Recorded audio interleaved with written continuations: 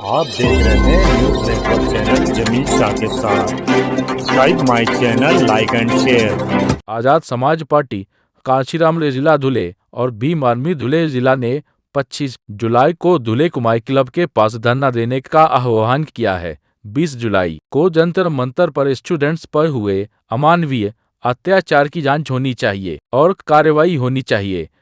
Exam paper leak के सिलसिले में कांग्रेस जनता party के संस्थापक अध्यक्ष अभिजीत तिपके के नेतृत्व में स्टूडेंट्स पिछले 25 दिनों से शांतिपूर्वक विरोध कर रहे हैं। इस विरोध में दुनिया के जाने माने साइंटिस्ट सोनम वांगचुक पिछले 22 दिनों से जंतर मंतर पर भूख हड़ताल पर थे, लेकिन अचानक सोनम वांगचुक को दिल्ली पुलिस गैर कानूनी तरीके से ले गई।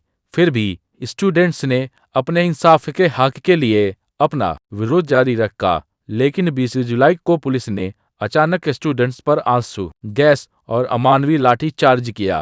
कई स्टूडेंट्स इतने घायल हो गए कि घायल स्टूडेंट्स को में भर्ती कराने की नौबत आ गई। दूसरी ओर छात्राओं के कपड़े फाड़ दिए गए। असल में हमें शक है कि पुलिस की वर्दी में गुंडे थे, क्योंकि पुलिस की वर्दी में जो लोग थे उनकी वर्दी पर कोई नेम प्लेट नहीं थी। इसी वजह से जब सरकार की जिम्मेदारी है कि वह सभी डिपार्टमेंट पर सख्ती से नजर रखे, तो स्टूडेंट्स ने एजुकेशन मिनिस्टर धर्मेंद्र प्रधान के इस्तीफे के लिए आंदोलन शुरू कर दिया। आंदोलन के 25 दिन बाद भी सरकार की तरफ से कोई बातचीत के लिए नहीं आया। उल्टा स्टूडेंट्स पर अमानवीय जुल्म हो रहे हैं। 2014 में नरेंद्र मोदी ने युवाओं से वादा किया था कि वह हर साल 2 करोड़ युवाओं को नौकरी देंगे, लेकिन सरकार ने यह वादा नहीं निभाया।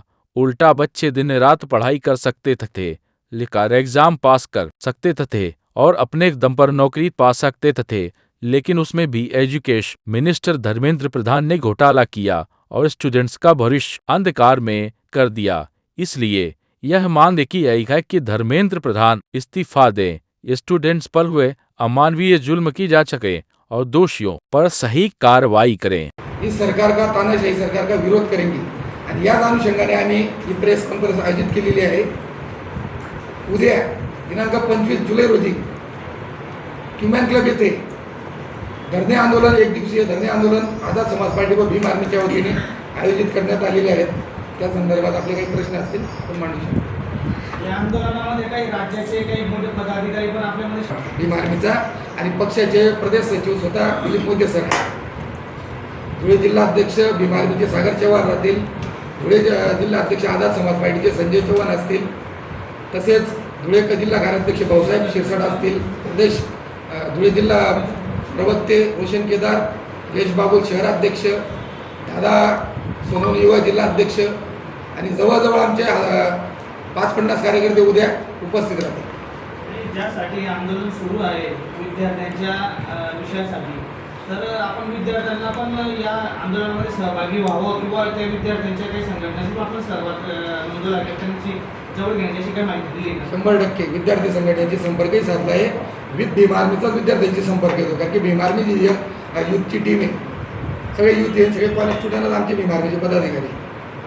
आताच्या पंतप्रधानांनी स्वतः सांगितलं की बुवा विद्यार्थ्यांवरती गुन्हा दाखल व्हायला पाहिजे, पण मला एक गुन्हा दाखल नाही, जो कायदा मोडेल त्याच्यावर ज्याने नुकसान केलं आहे त्याच्यावर मिनिमम सगळ्या देशातल्या वृत्तपत्रामध्ये ते छापून आले। मला एक सांगा, आज जो आंदोलन करताय तो कोण आहे? तो या देशाच्या जी स्वायत्त मालमत्ता आहे त्याच्या हानी करण्यासाठी तिथे उतरलेला आहे। या देशाच्या सर्वस्वभू संविधान त्याचं नुकसान करण्यासाठी उतरलेला आहे का? नाही, तो एक शिक्षित सुशिक्षित तरुण आहे। त्या तरुणाचा जो हक्क आहे तो हिसकावला जातोय। आज भारतामध्ये जी नीट परीक्षा 1 टाइम घेतली जाते, त्या नीट परीक्षेला जर पेपर फुटत असेल तर त्या भविष्य कसं होत असेल? जो आईबाप त्या मुलांना शिकवतो, पैसा गहाण ठेवतो, घर कर्ज घेतो आणि तो पेपर फुटतो। त्यानंतर आजच एका मुलीच्या वडिलांनी लाईव्ह येऊन त्या पेपराची पूर्ण माहिती दिली। पहिला पेपर त्यांनी रिचेकिंग करण्यासाठी टाकला, त्यावेळेस तिची मार्क्स, त्यानंतर तिचे ऑब्जेक्टिव्ह जे एक्झामिनेशन पेपर असतो तो त्याच्यामध्ये डिफॉल्ट होता। त्यांनी परत तिथे हे केलं, त्यानंतर त्यांना परत दुसरा पेपर पाठवण्यात आला। तो सुद्धा बाय डिफॉल्ट त्याची जी टोटल आहे ती 609 होती, पण खाली तिला 400 का 500 काही मार्क्स होते. त्यानंतर त्यांनी गृहमंत्री, आपलं शिक्षण मंत्री, त्यानंतर नीटची जी एक्झाम घेते त्याला सुद्धा त्यांनी मेल केला, पण त्यांना त्याचं उत्तर मिळालेलं नाही. त्यापैकी जेवढे शिक्षक, त्यांचे पालक, त्यांचे विद्यार्थी सगळ्यांनी रस्त्यावरती यायला पाहिजे आणि या सरकारचा विरोध केला पाहिजे.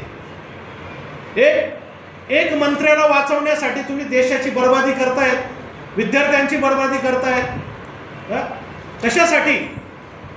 काय लाभ आहे तुम्हाला त्या शिक्षण मंत्र्यापासून? अशिक्षित आहे तो. असेच जर गदाड्यांना तुम्ही तिथं बसवणार असाल तर या देशाची वाटचाल कुठे जाईल? आज तुमच्याही मुलं शिकतायत, माझ्याही मुलं शिकतायत, त्यांचं भविष्य काय?